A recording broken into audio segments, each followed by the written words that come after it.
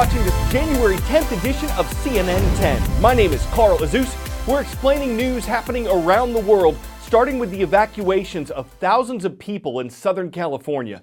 Huge parts of this region have been scorched by wildfires over the past year and a half, and that's partly responsible for the latest disaster people there are facing: mudslides. Heavy rains have been falling in places like Ventura and Santa Barbara counties. And because the fires burned away so much vegetation in the area, there are fewer trees and bushes to help prevent floods. So mud, tree limbs, and garbage are flowing like rivers, sweeping across busy roads, and they've wiped several homes off their foundations. This area is no stranger to mudslides. An official from the National Weather Service says they can be caused by a rainfall rate of a ½ inch per hour. On Tuesday, some parts of Southern California got more than 3 times that in an hour. That's led authorities to give evacuation warnings or orders to tens of thousands of people. One of the alerts from officials in Santa Barbara County said simply, "Leave debris flow areas now. Go to high ground." A resident named Benjamin Hyatt, who sent CNN these pictures, said that 2 to 3 feet of mud surrounded his house in an instant, like a dam breaking. Officials say at least 5 people have been killed in these storms, and last night more rain was expected, worsening fears of flooding. In the U.S., flash floods kill more people than tornadoes, hurricanes, or lightning. A flash flood creates a rush of moving water that can sweep a grown man off his feet, a car off the road, and even your entire home off its foundation. When the ground becomes so saturated that water can no longer seep into the soil, it begins to run off quickly into rivers and streams, and this causes a rise in water in a flash. Densely populated areas have an extremely high risk of flash flooding, with the additional concrete and less grassy areas for the water to soak into the soil, and they can see flash flooding very quickly. In mountainous terrain, the combination of gravity plus the easy runoff can lead to catastrophic flooding when all of that water is funneled into rivers, creeks, and even the valleys. Remember, flash flooding can happen in the blink of an eye. That's why it's important to stay alert and pay attention in case a flash flood watch or warning is issued for your area. 10-second trivia. Which of these scales was named for a Swedish astronomer who lived in the 1700s? Celsius, Fahrenheit, Saffir-Simpson, or Richter? The Celsius temperature scale was invented by Anders Celsius in 1742. While parts of the U.S. East Coast recently endured record-breaking cold thanks to the bomb cyclone we told you about last week, Sydney, Australia, the nation's most populated city, recently sweltered under abnormally high temperatures. 47.3 degrees Celsius, which converts to more than 117 degrees Fahrenheit. It led to warnings about everything from dehydration and sun exposure to dangers about potential fires. It's not quite a record in the Australian city. That was set in 1939 when temperatures were about 1 degree higher. But when they dropped on Monday to what was called a colder 33 degrees Celsius or 91 degrees Fahrenheit, that was characterized as a relief.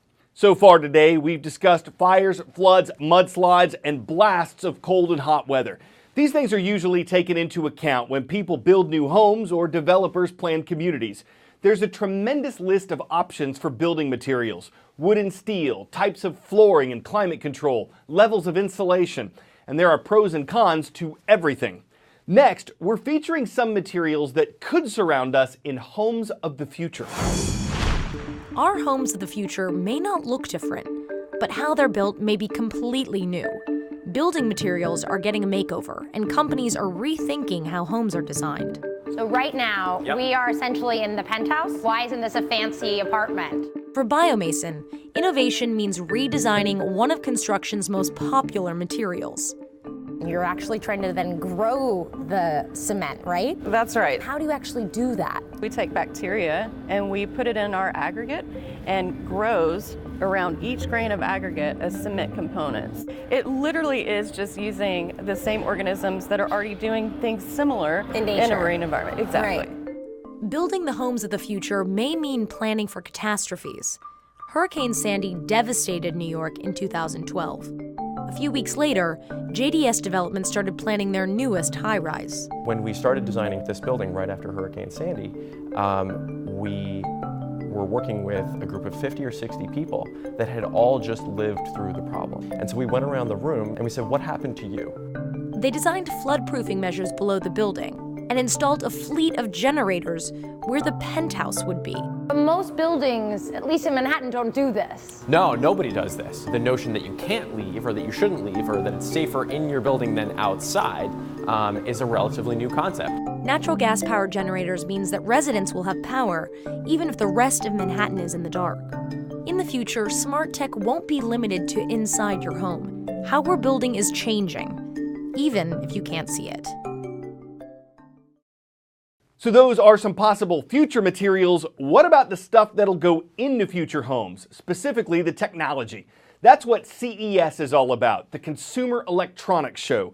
It's an annual trade show where technological innovations play the starring role. It's been going on for more than half a century, and this year's event is being held in Las Vegas, Nevada, where almost 4,000 companies are exhibiting their work for the more than 170,000 people in attendance. Not all of the ideas presented here take off, but they do give us an idea of where manufacturers think technology is headed. The top trends that we're seeing out here this year, number one, voice assistants. Whether it's Amazon's Alexa or Google's voice assistant, it seems like every piece of technology here wants to integrate so that they can just have you speaking to control their devices. Also, cities planning for a future with fewer drivers. That doesn't just mean driverless cars. It means that cities are looking for ways so the stoplights can know that there's an accident right there, communicate to your self-driving Uber car that there's an accident there and that they need to go a different direction. So a big ecosystem for the cars and cities to function together. And plus, sports tech going pro. What does that mean exactly? Well, we've seen a lot of wearables come and go, but now a lot of companies are looking to get very specific, not just the macro market, but a lot of times micro markets, just for athletes, just for the elderly. Now, every year at CES, there's so much about television. Some years they lead us astray. 3D televisions, remember that? Well, when was the last time you saw somebody with 3D glasses? Then there were curved televisions, but who needs that when you have a television that you can roll up like a yoga mat? Though I don't think you'll be taking this one to a yoga class. LG Display has this prototype, and it is just a prototype, so no price tag right now. They just make screens. They're hoping that one day the actual TV set manufacturers might integrate this technology so you can have a TV that can just roll up and disappear out of the way in your house, but it doesn't ever really disappear since there's that box right there where it sits. LG thinks that maybe you want to see your television at different heights so you can see what music is playing or the weather at that smaller height. Then maybe it goes up, but not so tall, so you have a wider format like we're used to in movie theaters. Or maybe just going all the way up and using your television the way we're all accustomed to using it now. 16 by 9 just to watch TV shows. Imagine that.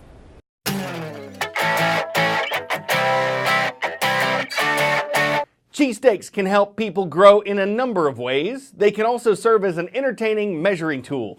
A father in Philadelphia once noticed that his dinner was about the same length as his infant son. So he started tracking his baby's growth in relation to the length of a cheesesteak. This has gone on for 2 years, and the boy has significantly outgrown both the size of the steaks and having his picture taken with them. After all, his name is Lucas, not Hoagie, and maybe he's getting tired of being sandwiched between the camera and mealtime or jokes about where's the beef. Maybe he's a budding vegetarian, or maybe he just thinks this whole idea is cheesy, even though it's clearly not a missed steak. I'm Carl Azuz for CNN 10.